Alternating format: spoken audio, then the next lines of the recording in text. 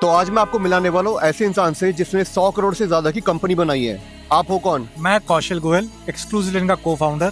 अभी तक हमने 30 लाख से ज्यादा घरों को सुंदर बनाया है। आप क्या बेचते हो? हम लोग होम एंड डेकोर हैंडीक्राफ्ट्स में डील करते हैं। क्या ये सच है कि आपने ऑल इन बेच के 100 करोड़ की कंपनी बनाई है? 100 करोड़ की कंपनी नहीं, 100 करोड़ का वैल्यूएशन आज हमारी कंपनी का। होम डेकोर की लाखों ब्रांड है, आपने इसमें क्या अलग किया? हमने डेकोरेटिव आइटम्स को फंक्शनल बना दिया और इंडिया की डिफरेंट आर्ट फॉर्म्स को फ्यूज करके अपने कस्टमर तक पहुंचा दिया।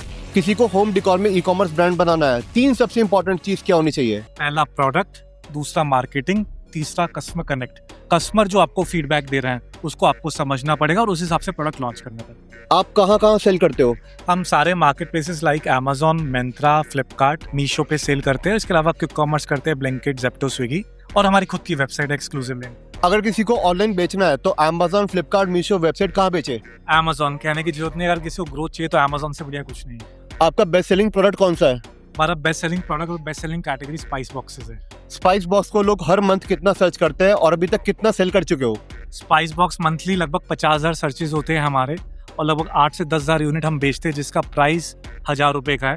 10 साल हो गए बेचते हुए, हिसाब आप लगा लीजिए। ई-कॉमर्स बिजनेस स्टार्ट करने के लिए सबसे जरूरी क्या है? डॉक्यूमेंटेशन तो सबसे ज्यादा नेसेसरी है, उसके अलावा राइट प्रोडक्ट, राइट टीम, वही आपको ग्रोथ देगी। ई-कॉमर्स बिजनेस करके सबसे महंगी चीज क्या ली है? बाय गॉड ग्रेस गुड़गांव जैसी जगह एक घर लिया और एक अच्छा सा ब्रांड बनाया है।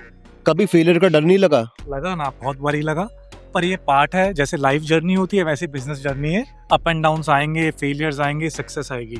It will keep on moving, nothing is stagnant. आपको शार्क टैंक का ऑफर कैसे आया? शार्क टैंक सीजन 4 में हमने उनको अप्रोच किया था। कुछ बेसिक राउंड्स थे, बहुत ऑनेस्टी से उनको फिल करा और जाके हम लोग एयर हो गए। अगर किसी को शार्क टैंक पे जाना है तो वो क्या करे? तो उनके 4 से 5 राउंड रहते हैं। पहले राउंड में आपको एक बहुत 10 पेज का या 12 पेज का फॉर्म फिल करना होता है। दूसरे राउंड में आपको 2.5 मिनट का डेक देना होता है, वो क्लियर होता है। तो तीसरे राउंड में उनकी एक छोटी टीम होती है जो आपका इंटरव्यू लेती है। वो क्लियर होने के बाद आप सीधा मुंबई जाते हो और शार्क से मिलते हो। 2026 में 90% ई-कॉमर्स बिजनेस पहले 3 महीने में बंद हो जाते हैं, ऐसा क्यों? नितिन, प्रॉब्लम बहुत सिंपल है ना। इंडियन सोचते हैं कि e commerce part time job है। पार्ट टाइम जॉब नहीं है बॉस, ये ऑल इन गेम है। यहाँ पर पूरी जी जान से एफर्ट लगानी पड़ेगी तभी रिजल्ट्स आएंगे, नहीं तो आप बंद हो जाओ। ई-कॉमर्स में सेल्स लाने की 3 बेस्ट ट्रिक्स क्या है? पहला, प्रोडक्ट जो आपका कस्टमर सर्च कर रहा है।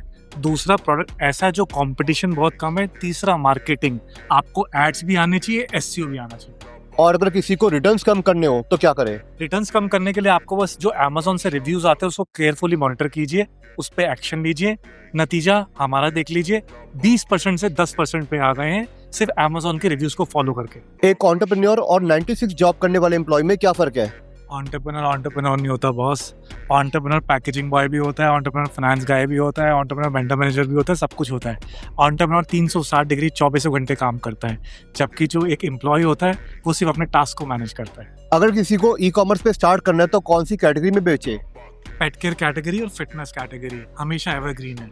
और प्रोडक्ट कहाँ से ढूंढे? Amazon पाए, और अगर Amazon पाए नहीं, गूगल कीवर्ड प्लानर। कौन सा प्रोडक्ट है जिसमें डिमांड अच्छी है और कंपटीशन कम है? प्रोडक्ट तो पता नहीं, पर आपको एक छोटी सी ट्रिक देता हूँ। आज जो US Amazon.com पे ट्रेंडिंग कर रहा है वो इंडिया में नेक्स्ट 2 साल या 3 साल तक ट्रेंड करेगा। ई-कॉमर्स के लिए ट्रेडमार्क लेना जरूरी है? ट्रेडमार्क लेना 100% जरूरी है, स्पेशली उन लोगों के लिए जिनका विजन बड़ा है। कभी ना कभी आपको ट्रेडमार्क की जरूरत पड़ेगी ही पड़ेगी आपकी जर्नी में। क्या आपके पास हमेशा से इतना पैसा था कि खुद का ब्रांड बना सको? पैसा नहीं था तभी तो ई-कॉमर्स में आए। ये धंधा से 5 लाख से शुरू किया था और आज 100 करोड़ प्लस की वैल्यूएशन लेके बैठे हैं। ब्रांड और बिजनेस में क्या फर्क होता है? ब्रांड में कस्टमर आपको ढूंढता है, बिजनेस में आप कस्टमर को ढूंढते हो और सिर्फ प्रॉफिट्स के बारे में सोचते हो। ब्रांड बनाने के लिए प्रोडक्ट ज्यादा इंपॉर्टेंट है या मार्केटिंग? मेरे हिसाब से दोनों इंपॉर्टेंट है। प्रोडक्ट सही होगा तो मार्केट करोगे और बेच पाओगे। मार्केटिंग सही होगी, प्रोडक्ट सही नहीं होगा तो सर्वाइव नहीं करोगे। क्या बिना एड चलाए ऑर्गेनिकली ब्रांड बना सकते हैं? एड्स के बिना तो सर्वाइवल बहुत डिफिकल्ट है, पर एक चीज है इंस्टाग्राम। अगर आपका कंटेंट सही है और रेजोनेट करता है कस्टमर से तो आप कभी भी वायरल हो सकते हो। ऑर्गेनिक ब्रांड ग्रो करने के 3 बेस्ट तरीके क्या है? प्रोडक्ट ऐसा हो जिसपे कंपटीशन कम हो, SEO आना चाहिए और इंस्टाग्राम पे बढ़िया कंटेंट जाना चाहिए। अगर किसी को कम बजट में मार्केटिंग करनी है तो क्या करे? सबसे बढ़िया तो सोशल मीडिया, इंस्टाग्राम, बढ़िया कंटेंट बनाइए। दूसरा, अच्छा डिस्काउंट दीजिए फर्स्ट टाइम, जिससे ट्रांजैक्शन करे कस्टमर, और क्वालिटी सही होगी तो नेक्स्ट टाइम वो पक्का आएगा। कभी ऐसा हुआ है कि ब्रांड बंद करने की नौबत आ गई? 12 साल की जर्नी में पहले 5 साल बहुत डिफिकल्ट थे यार। कई बार ऐसा लगा कि इस ब्रांड को बंद करना पड़ेगा, सोशल प्रेशर भी बहुत ज्यादा था, पर एक चीज सीखी, लगे रहो, डटे रहो, रिजल्ट्स फेवरेबल आएंगे। आपके पूरे करियर में आपको बेस्ट एडवाइस क्या मिली और किसने दी? वक्त ने हमें 2 एडवाइस दी। एक ये दिया कि लगे रहो, डटे रहो, कोशिश करते रहो, रिजल्ट्स आ जाएंगे।